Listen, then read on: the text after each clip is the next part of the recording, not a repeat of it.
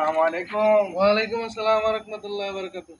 ভালো আছেন? আলহামদুলিল্লাহ, আল্লাহ খুব ভালো আছে। ইদানিং তো জামাতে শহীদ নামাজ মনে হয় আদায় করেন, কিন্তু জামাতে তো দেখি না। জামাতের ভাই অত গুরুত্ব দিয়ে পারেন না তো, কাজ কাজ কাম ভাই করা লাগে। কাজ, দুনিয়ার কাজ থাকবেই ভাই, মৃত্যু আসা পর্যন্ত কাজ থাকবেই। জামাতে শহীদ নামাজ করা কত গুরুত্ব জানেন? জানি না তো।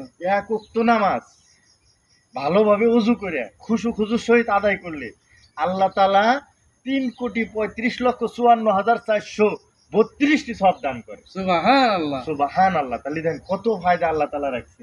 এ কথা তো আগে জানছিলাম না। এই কথা আগে জানছিলাম না, আর অনেকেই মনে করে এত সওয়াব আল্লাহ তাআলা দিব। অবশ্যই আল্লাহ তাআলা এত সওয়াব দিব। এক ওয়াক্ত নামাজ কাজা করার কারণে আশি হুব্বা যদি জাহান্নামে দিতে পারে, তাহলে এক ওয়াক্ত নামাজ গুরুত্ব সহকারে আদায় করলেও এত বেশি সওয়াব আল্লাহ তাআলা দান করে। ৮০ কতটুকু? আশি হুব্বা ভাই দুনিয়ার ১,০০০ বছর, ৫০,০০০ বছরের সমান আখিরাতের একদিন।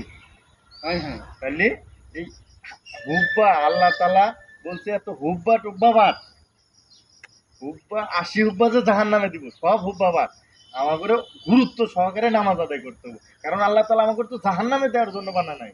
আল্লাহ তাআলা বান্দাকে মহব্বত করে বানাইছে জান্নাতে দেওয়ার জন্য। আমরা সুবহানাল্লাহ। যদি শুধু গুরুত্ব সহকারে নামাজ আদায় করি, আল্লাহ তাআলার কাছে মাফ চাই, আল্লাহ তাআলা সমস্ত গুনাহ শয়তানের রচনায় করে যে করছি, আল্লাহ তাআলার কাছে একবার মাফ চাইলে সব মাফ করে দিব। তাই সুবহানাল্লাহ। আসুন গুরুত্ব সহকারে ৫ ওয়াক্ত নামাজ জামাতের সহিত আদায় করার চেষ্টা করি। রাখেন গাছ আলহামদুলিল্লাহ। ইনশাআল্লাহ।